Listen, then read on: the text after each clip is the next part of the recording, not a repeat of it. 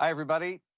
I'm Erik Schatzker, an editor-at-large with Bloomberg in New York City. With me here today at the Sustainable Business Summit is Joanna Reiss. She's co-head of impact investing at Apollo Global Management. Joanna, good to see you. Thank you so much. Joanna, I want to remind everybody before we begin our conversation that I would love to see some questions from our audience. There should be an obvious spot on your platform to submit questions. They'll appear on my screen right in front of me, so go ahead and I'll do my best to weave them into the conversation with the necessary caveat that I may not get to everybody's question. Joanna, I'd like to begin here. Many people will be surprised to find out that Apollo, with its fearsome reputation for ruthless deal-making, is building a do-good business in impact investing. Tell me about it. Well, I think there's first a little bit of a misperception that I'd love to clear up, which is, how does Apollo go about owning businesses in private equity? And here there's a lengthy track record in ESG. I think it's about 11 years now that the company has been putting together a formal ESG report. And we're very proud of the platform that we've put together and how we have, for 11 years, owned our businesses from an ESG perspective. But of course, ESG is not impact. ESG is owning things to the highest possible standards and being really mindful of the risks and opportunities that you have for a given company. And impact is taking it to this next step, to seeing how can you have a positive social or environmental impact on the world as a consequence of the companies you own. So Apollo has spent a couple of years thinking about this space. And obviously, a great deal of work has been done by the pioneers in impact investing over the last decade plus in terms of defining the opportunity set and the approach and being very thoughtful about that. So we think that we're actually quite well positioned to drive impact investing further and to take our successful track record in private equity and apply that framework to drive a lot of positive change societally and environmentally. Why embark on this kind of initiative in the midst of the pandemic? Well, the work was being done for quite some time, frankly, in terms of thinking through how we might enter into the impact space. But the pandemic actually introduces really more of an opportunity than we might have thought. I mean, the pandemic started in the early spring, my first guess was that everyone would hunker down and move away from the focus, whether it be on ESG and impact, because frankly the house was on fire for a lot of businesses nationwide and globally. But what has been really heartening to see is quite the opposite, which is a greater focus on how our worlds are interconnected, what role there is for business in driving change. And frankly, between the pandemic, the political situation, there is a heightened appreciation for the issues that we have, both as a country and on a global basis. And a lot of excitement on the part of not just asset managers like ourselves, but also investors and companies and the population at large to see how we can make the world a little bit better place. So we actually think now is a pretty interesting time. And our partners, be it capital providers, companies we're looking to invest in, are in the same boat in seeing this as an inflection point for us as a society to think a little bit more broadly about what we're doing. Joanna, impact as a concept is often confused with related terms. You touched on this briefly. ESG, for example, sustainability, socially responsible, and they don't all mean the same thing. So I would like you to explain a little bit more about how Apollo thinks of impact, positive change, as you put it. Mm-hmm. How do you define it, and how is it distinct from those other things, socially responsible, ESG, sustainability?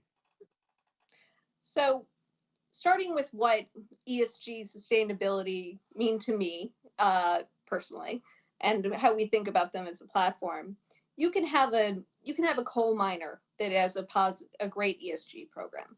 That's very thoughtful about employee safety, that has excellent policies around inclusion in the workplace and so forth, but they're still a coal miner. And if you think writ large about what the impact of that company is on the world, I think you'd be hard pressed to see how just the amount of carbon and other pollutants put into the atmosphere could possibly be a societal or environmental good.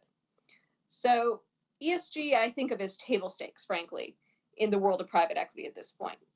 Roughly 10 years ago, people were realizing that it was, frankly, pushed by investors as something that we needed to be mindful of, largely through the risk framework. So it started out being an exclusionary policies around, we won't invest in, I'll pick on the coal miners again. But what has evolved is a realization that by owning things and being mindful of both the ESG risks, such as climate change, and opportunities, like maybe if you pivot your business a bit, you'll have greater sales velocity, or you'll get access to a better employee base, is really, I think, from across the more sophisticated asset managers, pretty much across the board, there's a focus. Everyone is at the very least going to have an ESG policy. I'd put Apollo's program at the very top of the heap, just in terms of the thoughtfulness and rigor that goes into it, and the quality of the reporting, and frankly, the transparency of the reporting, which is publicly available on our website, and goes into detail about our portfolio and how we're managing it. But that's just risk management, the same way we look at other types of risk management. Impact is different in the sense that you need that company to the provision of its goods or services to make help the society or help the environment. So it's not you can't just be the best in a dirty industry. You need to be changing the way that industry works. You need to be giving access to a good or service that individuals otherwise wouldn't have access to, or providing a better path to make people's lives better. I mean, as I look across Apollo's portfolio, for instance, some of the investments we look at as being impactful, one that comes to mind is a company called LifePoint, which runs a chain of, I think it's almost 90 hospitals serving rural communities. So, okay, hospitals generally a good thing. But more importantly, if you look at access to affordable healthcare in this country, clearly it's a challenge. And there's a geographical distribution that is unequal. If you just look at the data around the number of providers per population in urban versus rural areas, there's a stark difference. And from an affordability perspective, if you look at the income distribution, you also have a problem. So how do we get ourselves to a healthier society where people have access to affordable care? You have to have health providers in those markets. So what Apollo has done over the course of its investment is consolidate rural hospital systems and provide that high quality access, focusing on those markets. So we look at the impact that that company has on those communities where otherwise, what is their access to care? And we see tremendous positive contributions to the health outcomes of those communities. I want to go back to the coal mining company for just a second, because I think it serves a purpose, and you were getting at it. I just want I want you to take that thought a little bit further. It sounded to me as though a coal mining company, no matter how good an ESG program it has in place, doesn't qualify as an impact investment, because on its face it's not good for the environment, but it's the negative externality, right? The pollution that coal generates that is the problem. Does that apply to everything, that anything with significant negative externalities does not qualify as an impact investment? Well, in our minds, we need to look at everything that comes out of a company, the positive and the negative. And it's not enough to just look at the positives around, so let's continue to pick on our coal miner, about the employment it brings to that community, about the fact that they donate whatever percent of their revenues to local schools. Maybe they fund that hospital. All of that needs to be looked at and imbalanced with, fundamentally, what is the good or service that they generate? And that good or service, I think there's a broad consensus, is not in the best interest of our environment. And that's why you have so many people investing in the energy transition. So, but you could have very, very strong ESG policies at that coal miner, which is, I think, the important distinction to make. And so what we're looking for is companies, there's very few, maybe you can think of one, but very few pure companies that have no negative externalities. You could have a great provider of education, but it costs something. And so when that student comes out of school, perhaps their economic trajectory is better, but they also came out with some amount of debt. You're going to have to balance and think very carefully about whether or not the return on that investment for that individual is good enough to have had a positive impact on their lives. But what is, that nuance, we think, is frankly where we're going to try to differentiate ourselves as a platform. Apollo likes to embrace complexity, but also where sometimes it's obvious. And that, to use my favorite example of the coal miner, I think that one's obvious. But there are certainly going to be and are areas that are a little grayer. And if you look across the portfolios of impact investors, you'll probably see some of those shades of gray. There are companies where it's, you're just really impressed by what the company is doing and delighted that they're getting backing of capital and resources from a world-class institution. There's somewhere you scratch your head a little bit.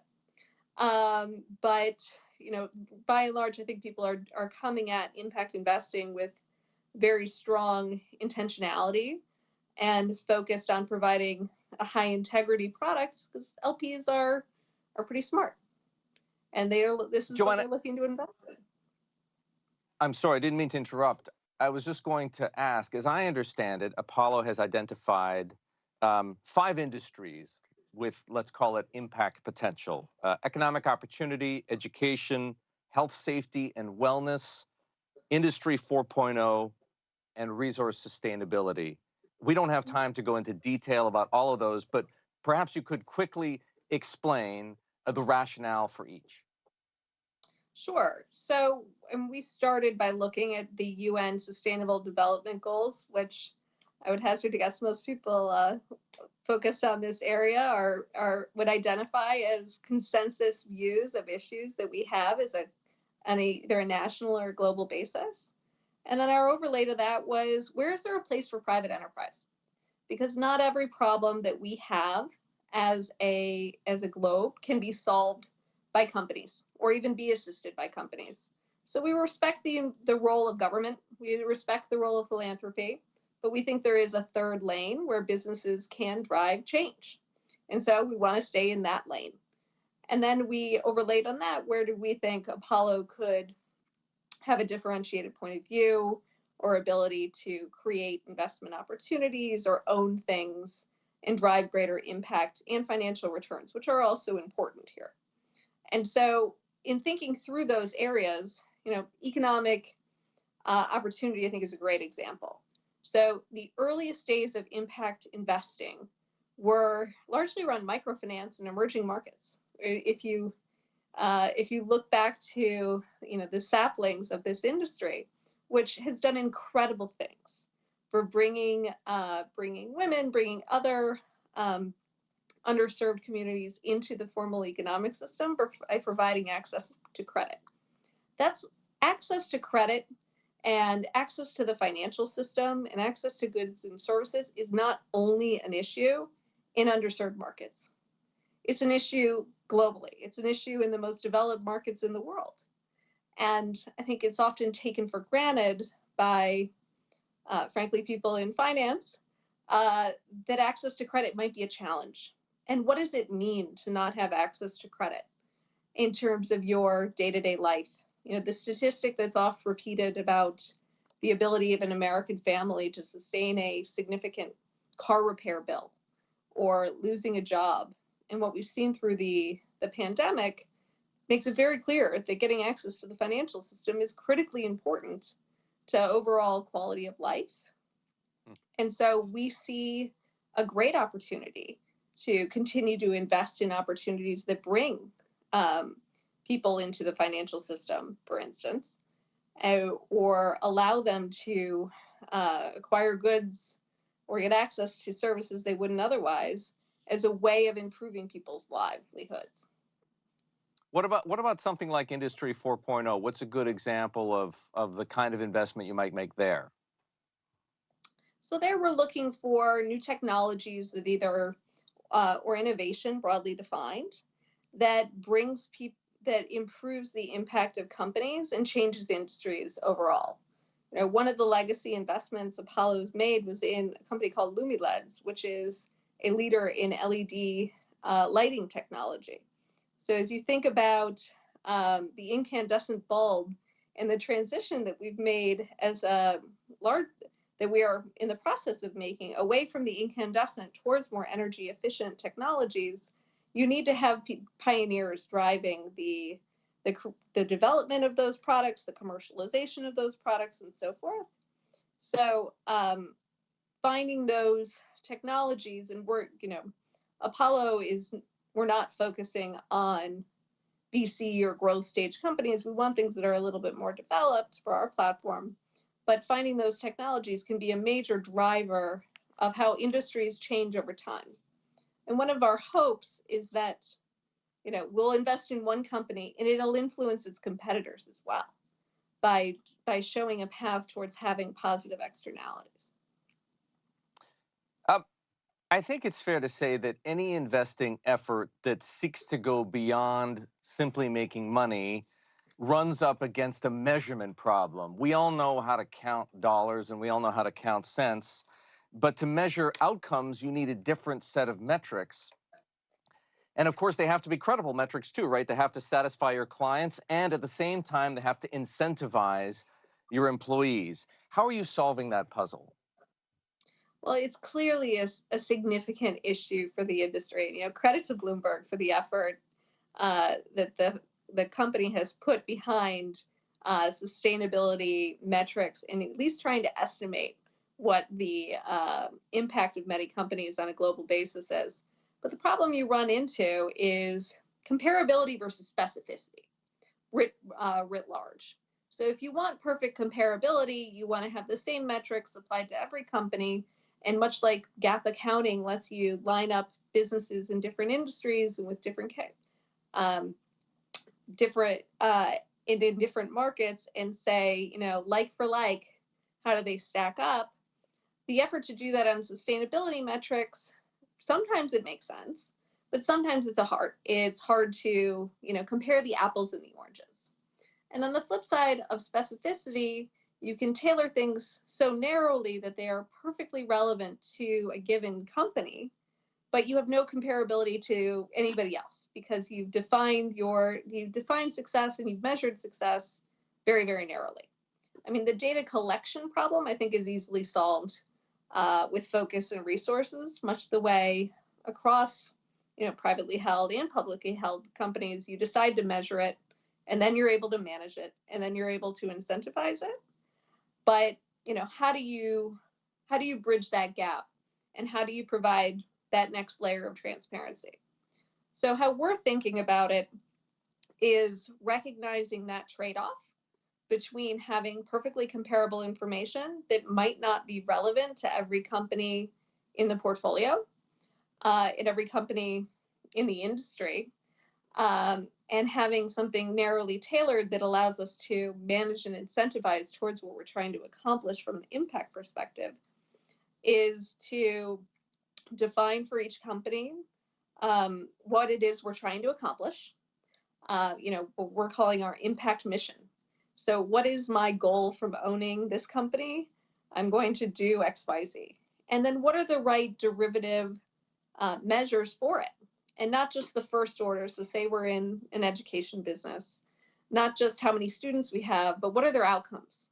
How much are they learning? How much are they learning relative to a benchmark? But to define those things up front and to provide transparency to our management teams, to our investors on what it is we're hoping to accomplish. And then, we'll measure ourselves over time as we actually own things. And so that is a more specific approach. Does that measurement of the outcomes you're trying to achieve have any bearing or play a role in things like the performance fees clients pay or the compensation your management teams earn?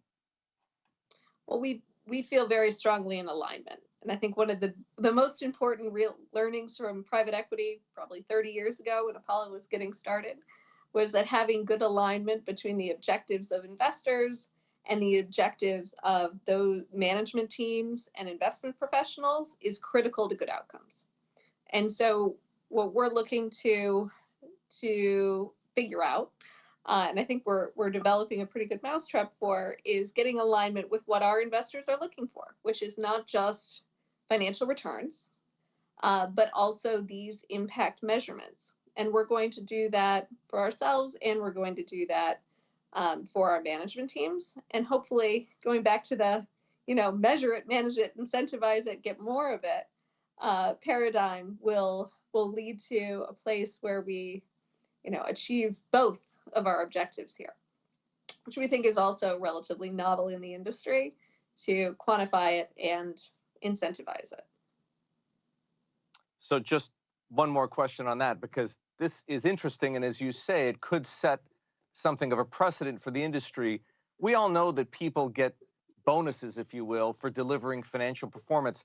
How variable, how much of a person's compensation might be variable based on outcomes?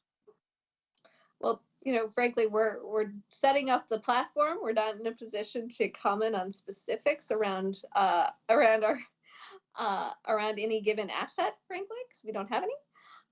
But when we do, we want it to be meaningful, and it has to be enough to matter. And we have to also work out a process, which will take time. Nothing is perfect the first try, but we're gonna take a good stab at it to make sure that it is enough to matter. Here's a related question from our audience. Does Apollo's ESGs put a monetary value on both negative and positive externalities, for example, valuing ecosystem goods and services? That has not been the approach for the ESG program, or frankly, where we think we will take impact in terms of trying to say, what are the dollar impact returns? I've seen people do it. They put a great deal of thought into it, but ultimately, going back to the comparability versus specificity problem, I think it's an effort at comparability that we're more focused on specificity here, because we want to be very direct on what the tangible outcomes of a given portfolio company are, more so than a effort to back into the value of the lives saved as a consequence of XYZ. Here's another one, as it turns out, from our audience. Do you see value, Joanna, in trying to make all sustainability efforts comparable, that oranges to oranges or apples to apples comparisons that you were talking about, if you will, a global framework for sustainability or ESG, or however we want to term it, even that smaller slice that's impact? Or does that present a whole host of attendant problems? Well, I think it's worth the effort. And there are certainly things that we can find comparability across all firms. We can look at the gender mix of management teams across all of our companies and have a sense of what that dynamic looks like. But is there an incremental level of detail that you're going to want to just understand that might be skewing the numbers? There tends to be. There's very little that is universally applicable in industry even revenue is not necessarily relevant for certain businesses with a very high pass-through revenues. They don't really tell you the economics of that company. So I think it's the problem we always have. And, Bloomberg's entire business was built on trying to make data available and fungible. So you guys are, if anybody can do it, it's you. But I think it's a worthy effort that we're not there yet. And what I don't want to lose in the effort to standardize is that specificity that allows you to say, this healthcare system is serving a deeply unwell population. So if you compare their health out, we have the right metric for a health system in terms of the quality of care and mortality, but they're serving a more unhealthy population. Are they worse than the other system that gets to serve a, I'm not going to pick a state, but a more healthful population? Or are they taking on a worthy challenge? And the right way to compare them is, how did they do versus last year? Where are they seeing the improvement? Or, let's look at them versus a comparable system serving a comparable population. What I don't want to do in the process of getting to universal data is lose the incentive to help that underserved population that is generally a harder nut to crack. And by taking on the standardization of that reporting, I think you disincentivize challenging our toughest problems. And that's where we're going to have the most impact as an industry in investing behind change. Well, a very helpful reminder, Joanna, that nothing good comes easy. I could keep talking all afternoon. The reality, of course, is that we've run out of time. Joanna, I want to thank you so very much for joining me here at the Sustainable Business Summit, and just to remind everybody, that's Joanna Reiss. She's co-head of impact investing at Apollo Global Management. I'm Erik Schatzker. Thank you very much.